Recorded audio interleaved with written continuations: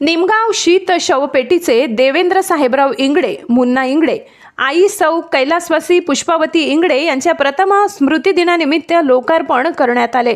मुन्ना इंगडे यांच्यामार्फत शहीद चिरंजीव पराग देवेंद्र इंगडे यांच्या स्मरणार्थ यापूर्वी अस्ताने, देवारपाडे आणि आता निमगाव या गावी ही सुविधा उपलब्ध करून देण्यात आली आहे।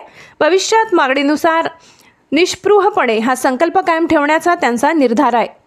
निमगाव हे कैलासवासी सौ पुष्पावती इंगडे यांच्या मावशीचे गाव असून कार्यक्रमाच्या वेळी पुढील मान्यवर उपस्थित होते। श्री मधुकर बापू शिवराम हिरे, माननीय जिल्हा परिषद अध्यक्ष, कार्यक्रमाच्या अध्यक्षस्थानी होते। अध्यक्षीय भाषणात मनोगत व्यक्त करताना श्री मधुकर बापू यांनी शीत शवपेटी गावागावात असणे ही काळाची गरज आहे। ग्रामीण भागात वेळी अवेळी दुर्घटना घडल्यानंतर देहावर अंत्यसंस्कार करण्यासाठी काही तासांचा कालावधी लागत असतो।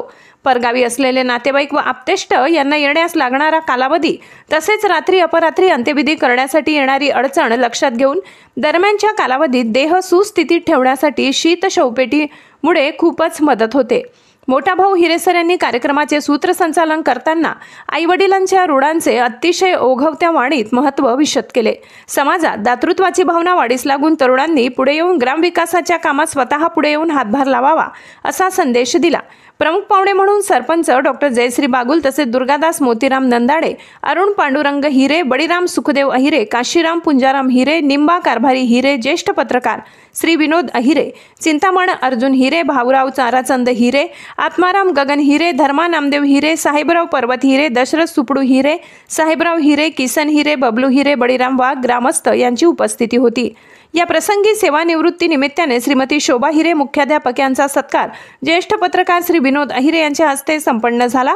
उपसरपंच यांनी उपस्थित बांधवांचे आभार मानले। त्यानंतर कार्यक्रम संपन्न झाला। S9 TV न्यूज प्रतिनिधी गणेश शिंदे, मालेगाव।